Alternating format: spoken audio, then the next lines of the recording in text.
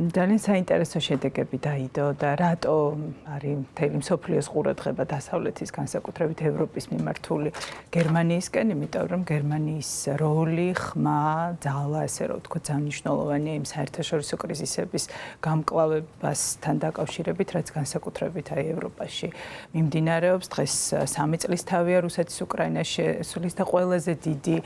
ყურადღება რასაკვირველია ეთმობა იმას, თუ როგორ გაართმევს თავს ახალი კანცლერი და ის მე მგონი უკვე პრინციპში გარკვეულია ეს იქნება მერცი ქრისტიან-დემოკრატიული პარტიიდან აი ამ უკრაინასთან დამოკიდებულებას და როგორი იქნება ევროპა, არა მარტო გერმანია, ამერიკის ურთიერთობები, არამედ ევროპის ურთიერთობები ამერიკასთან. ძალიან საინტერესოა ის სხვა გუშინ საღამოს ძალიან ბევრი საინტერესო მოსაზრება გამოითქვა. მიუხედავად იმისა, რომ აი მაგალითად პოლიტიკო წერს, რომ აი ახლა გერმანიის ხელშია რეალურად დასავლეთის ევროპის ბედი და უკრაინის ბედიც, იმიტომ რომ ამერიკის რაღაც იმპერიალისტური პოლიტიკის კონტექსტში. თუმცა მეორეს მხრივ ეს ყველაფერი მასზე დამოკიდებული როგორ მოახერხებს რამდენად სწრაფად მოახერხებს მერცი კოალიციის შეკრებას, ვინ იქნება ამ კოალიციაში და ესეთი ადვილი მისთვის ეს გადაწყვეტილება არ იქნება ის, რომ მოსახლეობის სადღაც თითქმის 20.9%-მა ვთქვათ ულტრა მემარჯვენე პარტიას მისცა ხმა. ასევე ძალიან საინტერესოა ის, რომ მემარცხენე ულტრა, ასე რომ ვთქვათ, ესეთი რადიკალურად მემარცხენე პარტია ყველაზე კარგ შედეგს აჩვენებს და განსაკუთრებით ანალიტიკოსები ამბობენ, რომ 18-დან 24 წლის ასაკის ახალგაზრდები ულტრა მემარცხენე პარტიის ამომრჩევლები ხდებიან, რომლებიც ასევე უკრაინის მიმართ ამ სამხედრო დახმარების და ასე შემდეგ წინააღმდეგ პირდაპირ ამის წინააღმდეგ გამოდის. მაგრამ ეხლა როგორი ვითარება გვაქვს AfD-სთან, ანუ გერმანიის ალტერნატივასთან არავინ არ აპირებს როგორც ჩანს თანამშრომლობას და ამაზე ეს როგორც ესე იგი წყალგამყოფი, იმიტომ რომ ესენი თავს ვის პოზიციონირებას ახდენენ როგორც ესეთი მემარჯვენე, ულტრა მემარჯვენე იდეების იმიგრაციის წინააღმდეგ, უკრაინის მიმართ სამხედრო დახმარების წინააღმდეგ გამოდიან, ევროსკეპტიკური პარტია, მასთან არავის არ უნდა და მით უმეტეს არ მოინდომებს, მაგრამ სხვები ვინ არიან? არიან წინა კანცლერი, წინა მმართველი პარტია, სოციალ-დემოკრატები და მწვანეები და მოკლედ სავარაუდოდ ძალიან დიდი სურვილი ჰქონდათ კონსერვატორებს, რომ ორ კოალიციაში მხოლოდ ორი პარტია ყოფილიყო, იმიტომ რომ ამ შემთხვევაში უფრო მარტივია გადაწყვეტილებების მიღება. სხვა ის სამპარტიული კოალიცია, რომელიც დაეშალა შოლცს, იქიდან ლიბერალური პარტია გავიდა ნოემბერში, გვახსოვს, რის გამოც დაინიშნა არჩევნები, ფინანსთა მინისტრი დაითხოვა ლიბერალური პარტიიდან. მაგრამ ეხლა რა არის საინტერესო, ვინ ჩაიბარებს საგარეო ურთიერთობების და თავდაცვის მინისტრის, ასე რომ ვთქვათ, პოსტს. რეალურად როგორც პისტორიუსი, რომელიც ეხლა თავდაცვის მინისტრი სოციალ-დემოკრატიდან, ისიც ძალიან დიდი მხარდამჭერია უკრაინის, იანვარში ესტუმრა კიდე ზელენსკის, სხვა შორის მწვანეთა პარტია, რომელიც ყოველთვის პაციფისტური, ომის საწინააღმდეგო, თავდაცვის ხარჯების შემცირებისთვის გამოდიოდა, აი ამ კონკრეტულად უკრაინასთან მიმართებაში ბერბოკმა, რომელიც მწვანეთა პარტიას წარმოადგენდა, ძალიან ესეთი უკრაინული და აი რუსეთის საწინააღმდეგო პოზიციები დაიჭირა და ხოჭის ძალიან პრინციპულები არიან დემოკრატიისთვის ბრძოლაში, ვთქვათ, უკრაინასთან მიმართებაში, რუსეთის წინააღმდეგ. ამიტომ თუ ეს სამპარტიული კოალიცია იქნება, ის მაინც ვფიქრობ, რომ შეძლებს რაღაცნაირად კონსოლიდირებას ახალი კანცლერი. აი თავდაცვა, მიგრაცია ახსენეთ საუბრისას რამდენჯერმე, აი ამასთან მიმართებით გითხავთ უფრო დეტალურად, ამ მიმართულებით რას უნდა ველოდოთ ახლა? ესეც არ იქნება მარტივი, იმიტომ რომ ეს ევროპული მთავრობები და დასავლეთის ისინი უსმენენ თავის მოსახლეობას, ხო, როდესაც აი ამ მოდენა რაოდენობის ადამიანი ხმას აძლევს იმ პარტიას, რომელიც თქვათ არც ისე, რბილად რომ თქვათ, არ უჭერს მხარს ამ თავდაცვის ხარჯების ზრდას, რუსეთთან თქვათ რაღაცა ისეთი კონფლიქტურ ურთიერთობებს, ესე არაპირდაპირ შეგვიძლია ესე შევაფასოთ, ხო, ეს ინტერპრეტაცია გავუკეთოთ, რაღაცნაირად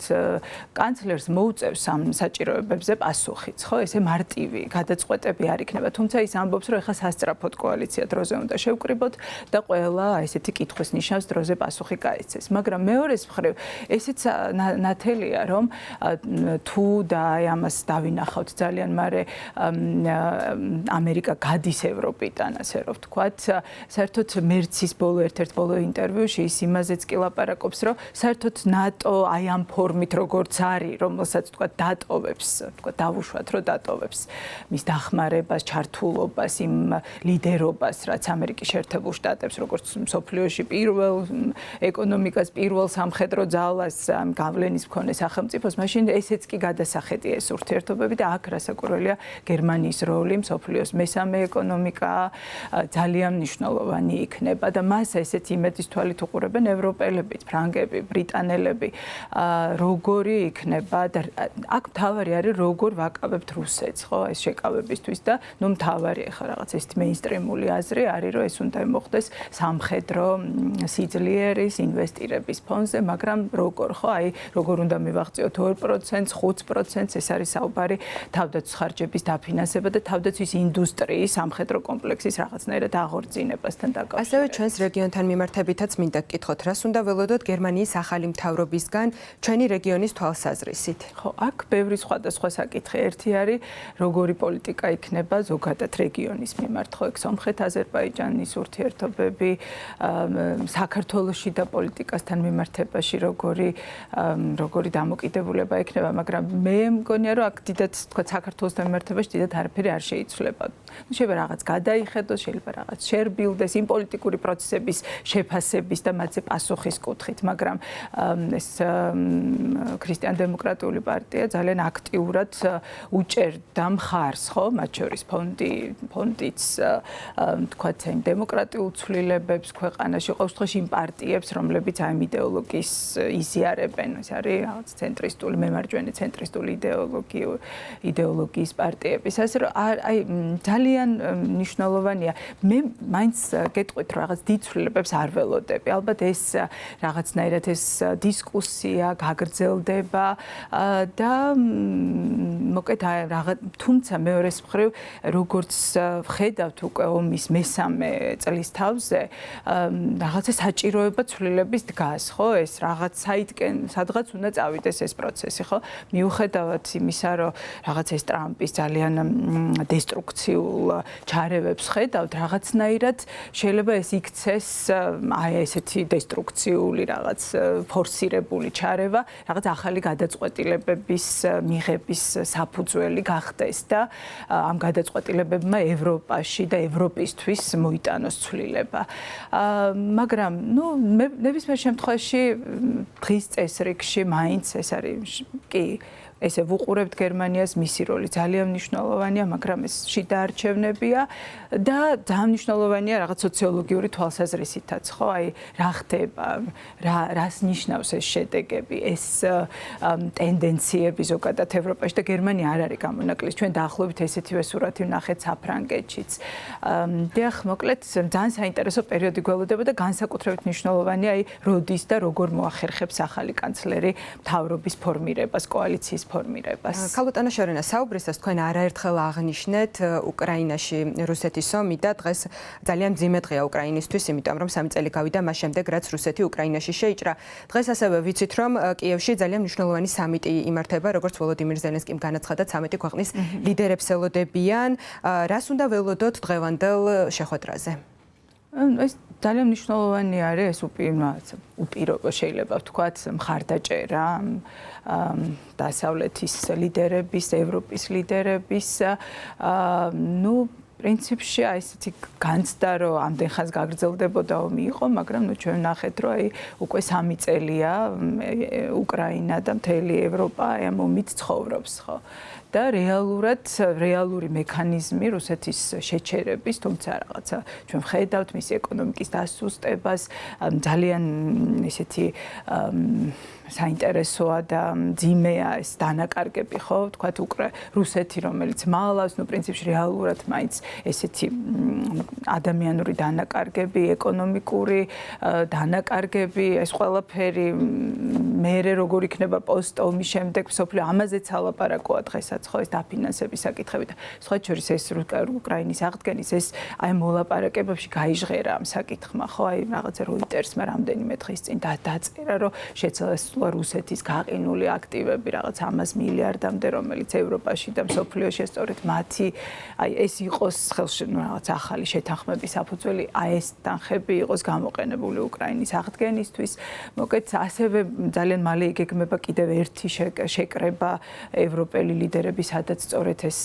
პოსტ-ომის შემდეგ პერიოდი გარნიხილება მაგრამ ჯერ ომია დასამთავრებელი ხო ეს მხარდაჭერა მნიშვნელოვანია ეს არაერთხელ ვნახეთ უბრალოდ ეხა როგორი გამოხატულება იქნება ამ ყველაფერს ახალი პოლიტიკის ფორმირების თვალსაზრისით ეს იქნება უფრო აი ძალიან აი გერმანიაშიც მაგალითად საკმაოდ ესეთი ქორი ლიდერები არიან რა გრინ წანეთა პარტიაშიც სოციალ-დემოკრატებშიც თქვათ როგორც უკვე გითხარით ეს თავდაცვის მინისტრი საკმაოდ ისეთი მხარდაჭერით გამოირჩევა მაგრამ აი ამ ყველაფრის გადათარგმნა უკვე უნდა მოხდეს კონკრეტული პოლიტიკის და კონკრეტული შეკავების ასე რომ თქვათ პოლიტიკის ეს შეკავება რუსეთის შეკავება ეს იქნება სამხედრო შეკავება თუ რა და ერთი ძალიან საინტერესოა ასევე არის საუბარი იმაზე რომ ევროპაში ორი ბირთვული ქვეყანაა ის სწორედ აი მომავალი კანცლერი იმაზე ლაპარაკობდა რომ რაღაცნაირად ეს ფარი უნდა იყოს გარანტირებული აი ეს აგრესიული ბირთვული რუსეთის შემთხვევაში ასევე გერმანიისთვის შეიძლება სხვა ქვეყნებისთვისაც ხო ანუ ეს კიდე ნიშნავს რაღაც ახალ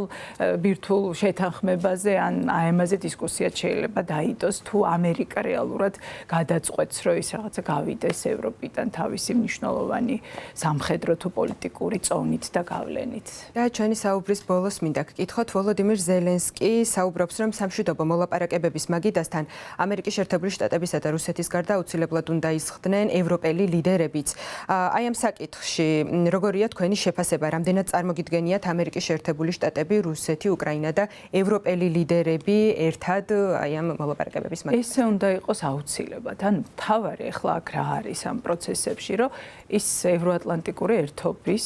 შენარჩუნება, ხო? აი როცა ჩვენ ვლაპარაკობთ, რომ აი რაღაცა ესეთი წესრიგზე და წესებზე დაფუძნებული საერთაშორისო წესრიგი მოირღვა, იმიტომ რომ რუსებმა დაარღვიეს, ხო, რუსეთმა ეს წესრიგს არღვევს, იმიტომ რომ სუვერენული ქვეყანაში შეიჭრა, ხო? ასეთივე წესრიგის დარღვევა იქნება თუ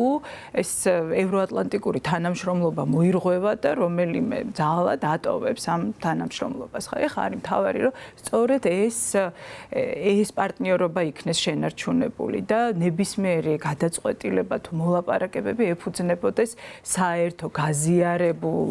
ინკლუზიური პროცესის საფუძველი იყოს და ამ შექმნას რაღაცა გადაწყვეტის საფუძველი. ამიტომ რეალურად დასავლეთის ხელშია ამ ლიბერალურ წესრიგზე დაფუძნებული რაღაცა მსოფლიო წესრიგის შენარჩუნება და სხვანაირად